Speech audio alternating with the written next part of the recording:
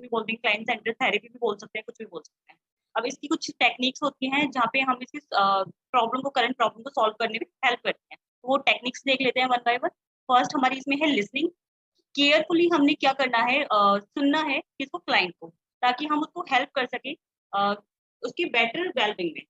जैसे कि इसमें हमने लिखा है कि asking question to help them express what they feel और बिलीव, और asking question to achieve a better understanding of what they are saying. उनसे हम लोगों ने ऐसे क्वेश्चन पूछने हैं यहाँ पे जो ओपन एंडेड हो, जिसकी आंसर यस और नो में ना हो, बल्कि वो डिस्क्राइब कर सके। ओपन एंडेड वो क्वेश्चन होते हैं जो जिनको हम डिस्क्राइब कर सकते हैं।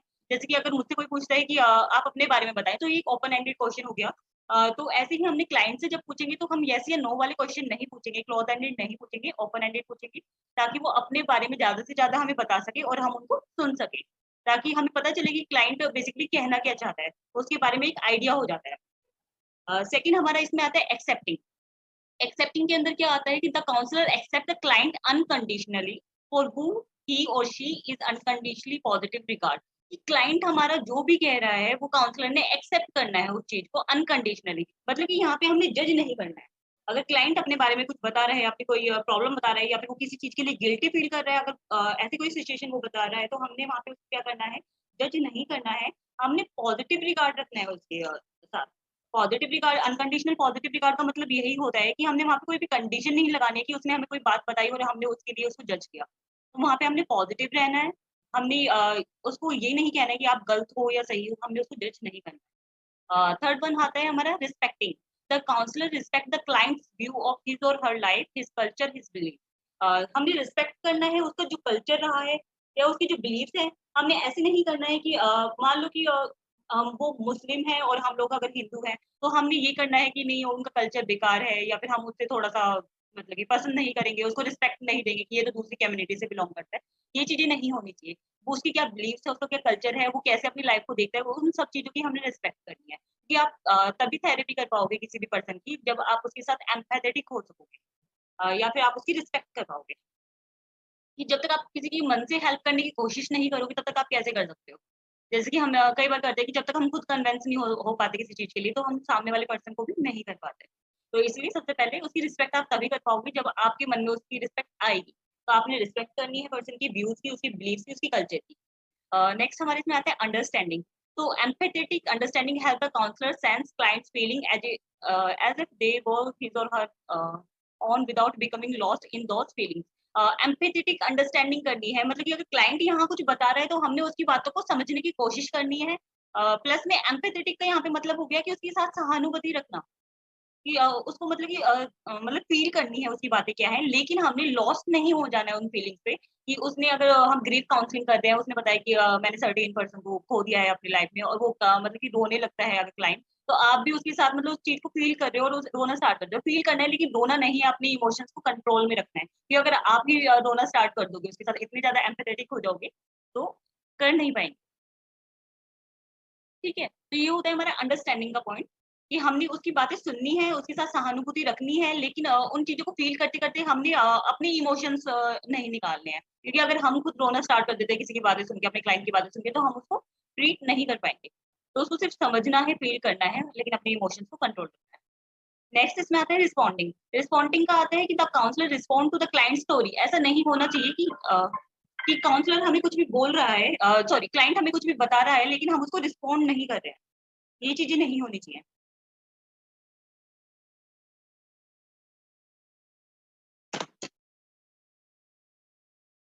और एक और पॉइंट है इसमें कि also respond to seek clarification about the clients feeling and thought. मतलब पैराफ्रेजिंग एक तरह से, कि क्लाइंट ने कुछ बोला है तो हमें क्लैरिफाई करना है उससे, कि पैराफ्रेज करना है उसकी बात को। सेम जो बातें क्लाइंट बोलता है हमने रिपीट करनी है वो बातें, और उससे क्लियर करना है, एम आई राइट और नॉट। या फिर आप इसमें कुछ ऐड ऑन करना चाहते हो, आपके कहने का मतलब क्या यही था? क्योंकि जब हमें क्लैरिटी हो जाएगी उन चीज़ों की कि क्लाइंट हमारा क्या कहना चाहता है बेसिकली। क्योंकि कई बार क्या होता है कि वो बोल कुछ रहा होता है, लेकिन मतलब कि प्रॉपर वर्ड्स नहीं मिल रहे होते हैं उसको। तो हमने वहाँ पे समझना है उसकी बातों को, उससे क्लैरिफाई भी करना है, एम आई राइट और नॉट। ये हमारी टेक्निक्स थी जो हमने इसमें पढ़ी थी, techniques of person centred counselling और पर्सन सेंटर्ड थेरेपी। नेक्स्ट हम इसमें बात करते हैं सॉल्यूशन फोकस ब्रीफ थेरेपी के बारे में। अब जैसे कि इसके नाम से ही यहाँ पे हमें पता चल रहा है कि सॉल्यूशन फोकस, मतलब सॉल्यूशन पे फोकस किया जा रहा है, ना कि प्रॉब्लम पे। कि ज्यादातर थेरेपीज होती है वहाँ पे हम क्या करते हैं, करंट प्रॉब्लम पे फोकस करते हैं, उसकी सॉल्यूशन निकालने की ट्राई करते हैं। लेकिन यहाँ पे हमने क्या करना है, सॉल्यूशन पे फोकस करना है कि सॉल्यूशन बेसिकली क्या क्या हो सकते हैं। और ये ब्रीफ थेरेपी है। ब्रीफ का मतलब होता है स्मॉल थेरेपी। मतलब कि इसमें हम क्या करेंगे कि जितने भी हमारे सेशन होंगे हम उसको ये समझेंगे कि अगर प्रॉब्लम सुलझाई जा सके तो हम इसी सेशन में सुलझा देंगे, हमें नेक्स्ट सेशन करने की जरूरत ना पड़े। ये बेसिकली इसका मतलब कि मोटिव होता है। तो एक बार देख लेते हैं इसमें क्या है। SFBT is a strength-based approach to psychotherapy based on solution building rather than problem solving. Problem को सॉल्व करना मेन मतलब मोटिव नहीं होता, यहाँ पे सॉल्यूशन को बिल्ड करना होता है। सॉल्यूशन कौन कौन से हो सकते हैं एक प्रॉब्लम के। Unlike other forms of psychotherapy that focus on present problem and past causes, बाकी जितनी भी थेरेपीज होती है उसमें हम क्या करते हैं कि हम प्रॉब्लम्स देखते हैं, उसके पीछे के कारण देखते हैं। यहाँ पे हमने ना तो कारण देखने हैं, ना प्रॉब्लम को देखना है कि करंट प्रॉब्लम क्या है, क्या सॉल्यूशन हो सकते हैं। सिर्फ हमने ये देखना है कि पॉसिबल सॉल्यूशन क्या क्या है, इसकी लाइफ में ये चीजें अप्लाई हो सकती है या नहीं हो सकती है। क्योंकि हर थेरेपी या फिर मेडिटेशन, कई लोग होते हैं कि उनको टाइम ही नहीं होता है कि वो ये सब चीजें कर पाए। तो उनके लिए मतलब पॉसिबल सॉल्यूशन हमने देखना होता है कि पॉसिबल सॉल्यूशन उनकी लाइफ के अकॉर्डिंग क्या हो सकता है। SFBT concentrate on how your current circumstances and future hope, कि आपके करंट के सर्कमस्टेंसेस, एनवायरनमेंट आपका कैसा है, कैसे हालात हैं, और फ्यूचर में क्या क्या होप है, मतलब क्या क्या आप कर सकते हो। नेक्स्ट इसमें आता है प्रोसेस और प्रिंसिपल्स ऑफ एसएफबीटी। मैंने लास्ट ईयर एक क्वेश्चन पेपर में क्वेश्चन देखा था इसके बारे में, जिसमें प्रिंसिपल्स के बारे में आया था कि principles of solution focus brief therapy के बारे में कौन कौन से प्रिंसिपल्स हैं। इसमें एक क्वेश्चन आया था आई थिंक 6 मार्क्स में। तो एक बार देख लेते हैं इसको। प्रिंसिपल फर्स्ट जो हमारा कहता है वो कहता है कि there can be 3 different types of people who end up in front of the burns offering professional help. मतलब कि ऐसे 3 टाइप के लोग हो सकते हैं जो पेशेंट को या पेशेंट खुद या फिर किसी के थ्रू पेशेंट वहाँ पे आ सकता है, जो आपके पास कंप्लेन लेके आएंगे। ऐसे 3 टाइप के लोग हो सकते हैं जो आपके क्लाइंट हो सकते हैं। तो फर्स्ट है हमारा कंप्लेनेंट, ऐसा पर्सन जिसने आपको क्या करा है, क्लियर आपसे रिक्वेस्ट नहीं की है हेल्प के लिए। जैसे कि इसमें एक एग्जांपल देखते हैं। ए person who does not have a clear request for help, A drinking housewife who says that no way she can cope without drinking as long as her husband work long hours and she has to take care of home on her own। एक drinking house wife है जो drink करती है।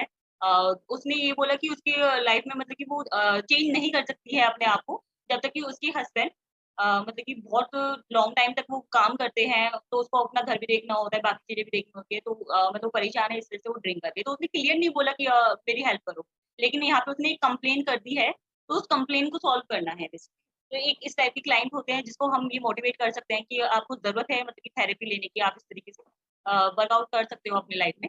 आपकी जो situations हैं वो better हो सकती हैं। एक पर्सन हो सकता है, विजिटर हो सकता है। विजिटर का मतलब होता है कि कोई भी जो आपके पास हेल्प के लिए आया है, वो आपका डॉक्टर हो सकता है, फ्रेंड हो सकता है, रिलेटिव हो सकता है। वो पर्सन जो मतलब कि अ, जो पेशेंट का डॉक्टर है या फिर पेशेंट का फ्रेंड है या पेशेंट का रिलेटिव है, जो आपको इन्फॉर्मेंट भी बोल सकते हैं हम, कि जहाँ से आपको उस पेशेंट के बारे में इन्फॉर्मेशन मिल सकती है। एक पर्सन वो हो सकता है। और एक हो सकता है बायर, जो खुद अपने आप हेल्प के लिए आपके पास आता है। जो आपका क्लाइंट है आपके पास हेल्प के लिए आया है। तो क्लाइंट बेसिकली आपके 3 तरीके के हो सकते हैं। एक तो वो जिसने रेफर किया है पर्सन को कि इसको ज़रूरत है, आप इसको हेल्प करो। एक वो जो क्लियर नहीं बोलता लेकिन वो परेशान है, तो उसको हम गाइड कर सकते हैं, कंप्लेनेंट जिसको बोलते हैं। एक हो गया बायर इटसेल्फ, जो कि खुद इतना अवेयर है कि उसको है प्रॉब्लम, तो वो आपके पास डायरेक्ट आया है। ठीक है, ये 3 टाइप। कंप्लेनेंट और बायर सेम ही नहीं होंगे मैम? सर कंप्लेनेंट में ये हो गया ना, जैसे बायर में हमारा क्या है, देखो एक बार a person who actively seeks for help on his own, मतलब कि जिसने क्लियर रिक्वेस्ट करी है, जो अवेयर है अपने बारे में, उसको लगता है कि यार मुझे जरूरत है थेरेपी की, तो वो आपके पास डायरेक्ट चल के आएगा। ठीक है, एक ये हो गया। कंप्लेनेंट में वो पर्सन हो सकता है जिसने क्लियर आपसे रिक्वेस्ट नहीं की है हेल्प की, जो क्लियर आपसे नहीं बोलेगा, लेकिन आपको अपनी प्रॉब्लम बता रहा है कि मैं इस प्रॉब्लम में हूँ। तो वो कोई भी हो सकता है आपके आसपास, जो आपको डायरेक्ट बताएगा कि यार मुझे ये प्रॉब्लम है, मैं अपने हस्बैंड की वजह से परेशान हूँ इसलिए मैं ड्रिंक कर रहा हूँ। तो हम उसको ये गाइड कर सकते हैं यहाँ पे पहले कि आपको है ना थेरेपी की जरूरत है, आप एक बारी मतलब विजिट करिए थेरेपिस्ट के पास। तो उसको मतलब कोई थर्ड पर्सन मतलब की हेल्प कर रहा है यहाँ पे, वो खुद अपनी इच्छा से नहीं जा रहा, लेकिन उसको पहले गाइड करना पड़ेगा, देन वो आपके पास आएगा। वायर आपके पास जी डायरेक्ट चल के आएगा, है ना, क्लिनिक में। जी, ठीक है हाँ, जी। तो यहाँ पे 2 डिफरेंस होता है। लगते एक जैसे हैं बट होते थोड़ा सा मतलब कि डिफरेंट डिफरेंट है। ये एक पिक्चर है हाँ, जिसमें बताया सॉल्यूशन फोकस ब्रीफ थेरेपी के बारे में, कि ये सॉल्यूशन पे फोकस करती है, प्रॉब्लम्स पे नहीं करती। कौन-कौन से पॉसिबल सॉल्यूशन हो सकते हैं। नेक्स्ट हमारा सेकंड प्रिंसिपल है use and enhance the client competence. इसके अंदर क्या आता है कि every person has abilities and coping strategies prior to any therapeutic intervention, कि वो किसी भी थेरेपेटिक रिलेशनशिप में आने से पहले, मतलब कि वो थेरेपिस्ट के पास जाने से पहले भी उसके अंदर ये एबिलिटीज होती हैं और मतलब कि स्ट्रेटजीज होती हैं कि कैसे कैसे उसने अपनी प्रॉब्लम को सॉल्व करना है, लेकिन वो उससे अवेयर नहीं होता है। ठीक है, ये हमारा कहते हैं second principle. Therefore the therapeutic process should consist of bringing forward and implementing solution that are already present in client and their system, कि वो उसके अंदर है लेकिन वो उससे अवेयर नहीं है। तो हमारा जो थेरेपिस्ट के पास तब वो जाएगा तो थेरेपिस्ट उन सॉल्यूशंस को, मतलब कि उसके साथ हेल्प करेगा उन सॉल्यूशन को, मतलब कि उससे अवेयर करवाने में कि आपके अंदर ये कैपेबिलिटी है, आप इस तरीके से सॉल्यूशन ढूंढ सकते हो अपनी प्रॉब्लम का, ये तरीके हो सकते हैं जहाँ से आप मतलब सॉल्यूशन ढूंढ सकते हो, वो वहाँ पे हेल्प करेगा। क्योंकि कई बार क्या होता है कि हमारे अंदर पोटेंशियल होती है चीज़ों को मतलब हैंडल करने की, लेकिन हम नहीं कर पाते। करियर में भी होता है कि हमारे अंदर पोटेंशियल है कुछ मतलब कि अचीव करने की, लेकिन जब तक कोई हमें मोटिवेट नहीं करता है, तब तक हम वो चीज़ नहीं करते। रीइंफोर्समेंट की ज़रूरत होती है, मोटिवेशन की ज़रूरत होती है, कि कोई हमें पुश करे कि उस चीज़ के लिए। तो वही यहाँ पे प्रिंसिपल ये वाला कहता है हमारा, use and enhance the client competence, कि जिस चीज़ की वो काबिल है उसको मतलब कि पुश करो वहाँ पे, कि वो अपने सॉल्यूशन को फाइंड आउट कर सके। उसके अंदर है लेकिन उसको पता नहीं है यहाँ पे। देन हमारा प्रिंसिपल 3 हमारा कहता है defining clear goals and obtaining the client collaboration, कि उसके सामने मतलब कि जो गोल्स हैं उसके, उसको क्लियर करना है यहाँ पे और क्लाइंट के साथ मिलके एक सॉल्यूशन पे पहुंचना है। प्रॉब्लम तो उसको क्लाइंट को पता ही है कि उसके पास प्रॉब्लम क्या है, तो हमने एक गोल निश्चित करना है यहाँ पे, क्लियर करना है। मतलब उसके साथ बात करके और रेपो बिल्ड करके हमने गोल डिस्कस मतलब कि क्या कहते हैं, एक गोल डिसाइड कर दिया कि ये फाइनल गोल हो सकता है। हमने ये चीज़ अचीव करनी है। जैसे कि उसको ड्रिंकिंग की प्रॉब्लम थी, और प्रॉब्लम क्यों थी उसको ड्रिंकिंग की? क्योंकि उसका हस्बैंड लेट आ रहा था, बहुत ज़्यादा काम कर रहा था। तो यहाँ पे हम क्या कर सकते हैं, उसके हस्बैंड को हम फैमिली थेरेपी कर सकते हैं, उसके रिलेटिव्स को बुला सकते हैं, या फिर उसके हस्बैंड को बुलाएँगे इस केस में तो। उसके हस्बैंड को बुलाया, उससे बात की कि आपकी वाइफ है वो ऐसा इसलिए कर रही है क्योंकि वो आपके मतलब कि लेट आने से आप उसको टाइम नहीं दे रहे हो, इसलिए वो परेशान है। तो हो सकता है कि जो गोल है यहाँ पे क्या हो जाएगा कि उसको ड्रिंकिंग से छुड़वाना, और वो कैसे अचीव कर पाएँगे वो लोग? तब उसके हस्बैंड को हम समझाएँगे। हस्बैंड समझ जाएगा, अगर वो उसको अपनी वाइफ को टाइम देना स्टार्ट कर देगा, देन वो ड्रिंक करना छोड़ देगी। तो उस गोल क्लियर करना है कि हमारा गोल बेसिकली क्या है? तो गोल यहाँ पे है ड्रिंकिंग को छोड़ना। कि ड्रिंकिंग हमने वाइफ को जो ड्रिंक कर रही है उसको छुड़वाना है। नेक्स्ट होता है principle 4, change the client perception and experience. इसके अंदर आ जाएगा कि परसेप्शन का मतलब होता है नजरिया चेंज करना, कि जो हमारे पास क्लाइंट आता है वो दुखी क्यों होता है, क्योंकि उसका नजरिया उस टाइप का हो जाता है, नेगेटिव थिंकिंग हो जाती है, नेगेटिव उसका मतलब कि देखने की चीजों को देखने की जो शक्ति होती है वो नेगेटिव हो जाती है। वो हर चीज में नेगेटिव चीजें खोजता है। तो उस चीज को हमने चेंज करना है। जो उसके एक्सपीरियंस है जिनकी वजह से वो नेगेटिव सोच रहे हैं, उनको मतलब कि उनको पता चल जाता है कि ये पर्सन नेगेटिव सोच रहा है, तो उसको कैसे पॉजिटिव करना है। So it is described as an ability to create experiences where the client has the opportunity to learn something new is an essential ingredient in brief therapy, कि उसको कुछ नया ऐसी चीजें सिखाई जाती हैं जिससे उनका नजरिया चीजों को देखने का चेंज हो जाता है।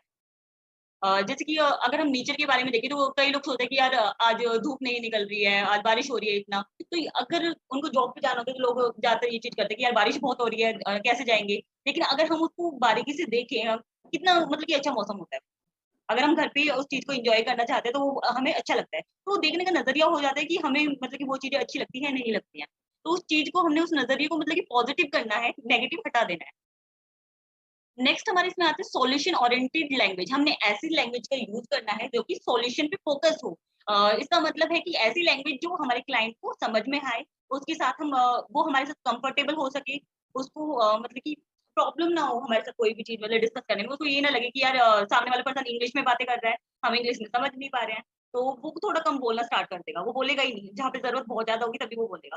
तो उसको कंफर्टेबल फ़ील करवाना है, वो लैंग्वेज हमने यूज़ करनी है जो जिसमें वो कंफर्टेबल हो, वो वर्ड्स यूज़ करने हैं जिसके लिए वो कंफर्टेबल हो। So in the solution focused therapy, it is very important that is therapist adopt the language of the patient. जो पेशेंट की लैंग्वेज है वो ही यूज करनी है, उसके words, intonation, speed of talking, किस स्पीड में वो बात कर रहा है, स्पीच उसकी कैसी है, and this firstly will build the trust and secondly will help to communicate. इससे क्या होगा कि ट्रस्ट बिल्ड होता है, रेपो बिल्ड होती है, ट्रस्ट बिल्ड होता है, और वो कम्युनिकेशन में अच्छा हो जाता है, आपके आपके साथ बहुत अच्छे से कम्युनिकेट कर पाता है, क्योंकि तब वो कंफर्टेबल होगा आपके साथ, तभी वो कम्युनिकेशन अच्छी कर पाएगा। नेक्स्ट हमारा प्रिंसिपल है 6, restore and enhance hope and positive expectation. जो होप वो उसने खो दी है लाइफ में कि अब कुछ नहीं हो सकता, मेरे पास कोई होप नहीं है, इसलिए वो ड्रिंक कर रही है एंड देन मतलब नेगेटिव थिंक कर रही है कि कुछ नहीं बचा लाइफ में। तो उसकी जो होप खत्म हो गई है उसको हमने रिस्टोर करना है, उसको बढ़ाना है होप को, और पॉजिटिविटी लानी है यहाँ पे। कि लाइफ के बारे में वो पॉजिटिव सोच रख सके या पॉजिटिव सोच सके कि इसके आगे भी बहुत सारी चीजें हैं। अगर या फिर कई चीजें ये भी हो सकती है कि ठीक है आपके हस्बैंड बिजी हैं, आपको टाइम नहीं दे पा रहे हैं, तो आप अपनी हॉबी उस टाइम पे कर सकते हो। या फिर कोई ऐसी क्लासेस आप जॉइन कर सकते हो जहाँ पे आपको मतलब कि हॉबी थी आपकी या फिर आप हमेशा से करना चाहते थे, या फिर वो आपका मी टाइम भी हो सकता है कि आप जो करना चाहते हो उस वक्त अपनी मतलब कि जो भी मेडिटेशन कर सकते हो, योगा कर सकते हो, या अपनी इच्छा मतलब कि जो भी आपकी डिजायर है वो आप फुलफिल कर सकते हो उस टाइम में। जैसे किसी का होता है कि गिटार सीखना चाहता है, टाइम नहीं मिलता, हाउसवाइफ बहुत सारी ऐसी होती है जो मतलब कि सिंगिंग करना चाहती है, नहीं कर पाती, डांसिंग करना चाहती है, नहीं कर पाती क्योंकि उनके पास टाइम नहीं है। तो उस मी टाइम निकालो वहाँ पे और अपने लिए उस चीज़ में आप क्या कर सकते हो उस टाइम में